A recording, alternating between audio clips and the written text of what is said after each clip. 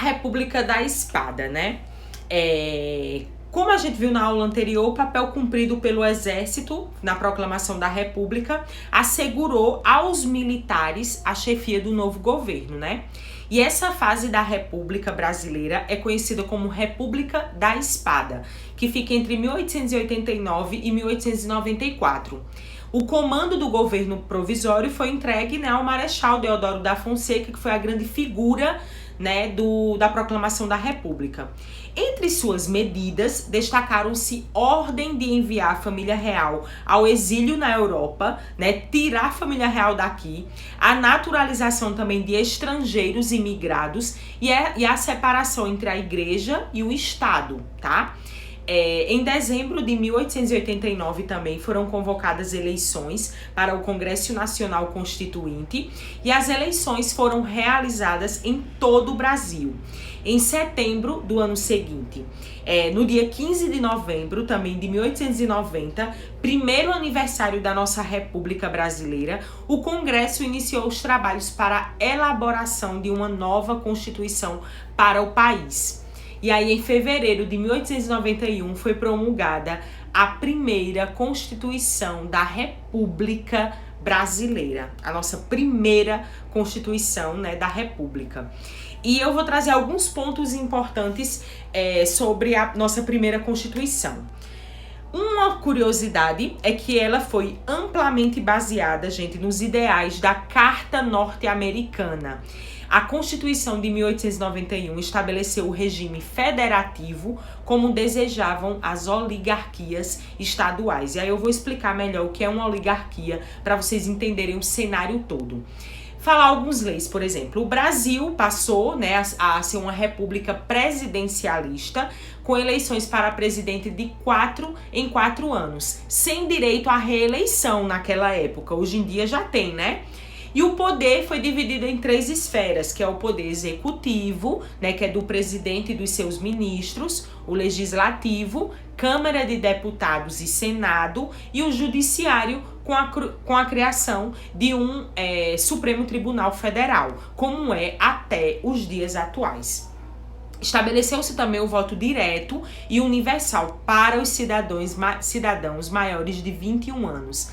Naquela época, os mendigos, analfabetos e os soldados não podiam votar. A Constituição também não determinava, né, que o voto devia ser secreto e nem fazia menção às mulheres, que pela tradição as excluía do voto, ou seja, as mulheres não votavam, tá? E a maioria da população brasileira era analfabeta, então a maioria também não votava, certo? Deu autonomia, né, para os municípios, para cada um, né, ter a sua prefeitura, o seu comando, a sua legislação, né? O Estado também separou-se da igreja, como eu falei, que isso acontece até hoje, que, por exemplo, instituiu-se a liberdade do culto religioso e o casamento civil no país, para vocês terem uma ideia, né? E de acordo também com a Constituição de 1891, o presidente e o vice-presidente do primeiro período republicano deveriam ser eleitos excepcionalmente, gente, pelo Congresso Constituinte. Então, assim, Deodoro da Fonseca foi eleito imediatamente para um mandato de 4 anos na presidência da República, tá? Então, a gente vê que é algo muito elitista ainda. Por isso que eu falei lá em cima dessa república oligárquica. Oligarquia quer dizer um grupo de pessoas, tá? Para defender os seus interesses. Que naquele caso, por exemplo, na primeira eleição, por exemplo, direta para presidente, quem ganhou foi Prudente de Moraes, um republicano histórico, ou seja, que tinha participação na fundação do Partido Republicano e era membro da elite cafeicultora paulista. O café era o principal produto do Brasil naquela época. E o governo de Prudente de Moraes foi muito estável politicamente, pois até aquele momento as elites dirigentes do país não tinham conseguido estabelecer as bases de funcionamento do novo regime político, o que gerava conflitos no poder. Eles brigavam muito, né, pelo fato de não ter uma política estável ainda, principalmente para atender os seus interesses, tá? o regime.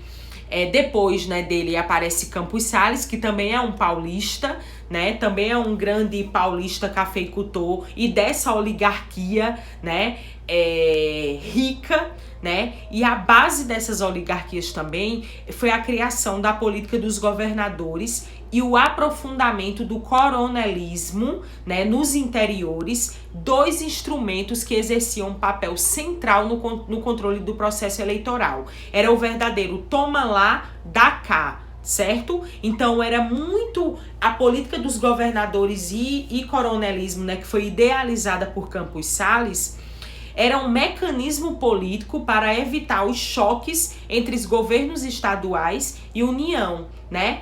Eles elegiam quem eles queriam, né? Pelo famoso voto de cabresto. Não sei se vocês já ouviram falar. Como o voto era direto, né? Todo mundo sabia em quem todo mundo votou. E era para uma pequena parte da população, né, como fala lá na lei, né, era maiores de 21 anos, que não fosse analfabeto, né, não podia ser analfabeto, não podia ser mendigo, como a maioria da população brasileira era analfabeta, então quem não era porque tinha uma determinada condição, então assim, eles garantiam o controle de votos em cada município, e assim evitar que a eleição ganhasse pessoas da oposição. Então era só quem eles queriam. E geralmente era essa elite, né, de cafeicultores, dos coronéis, né, quando eram os grandes latifundiários no interior do Brasil. Então eles que comandavam. Então isso é uma república.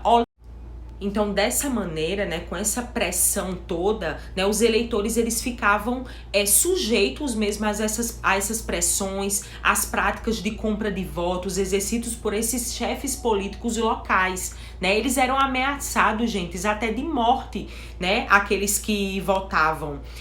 Os eleitores daquela época. Então era justamente, né, o voto de cabresto, como era chamado naquela época, que foi a grande característica dessa primeira república, tá?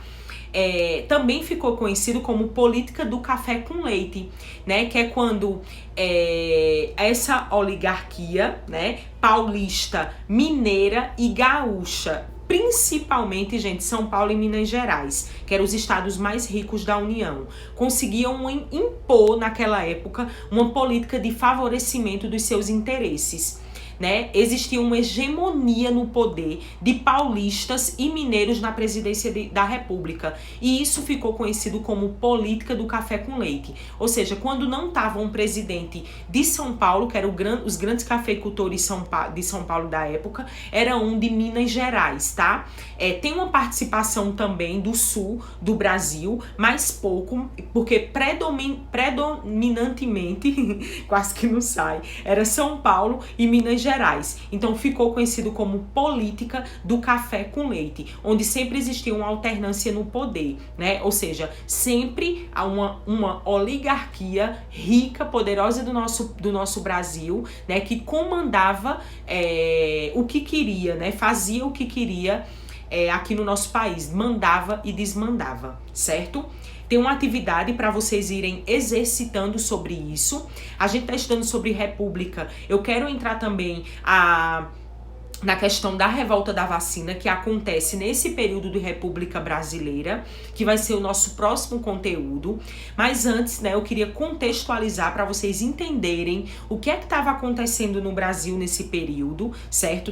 Quando foi instituído, né, a nossa República, falar um pouco da nossa Constituição, que foi a primeira Constituição do Brasil República também, que é muito importante, para a gente poder entrar um pouquinho nessas revoltas populares, inclusive a revolta da vacina, que eu quero fazer um trabalho legal com vocês, fazendo esse paralelo, né, com a questão da vacinação contra a Covid-19, tá?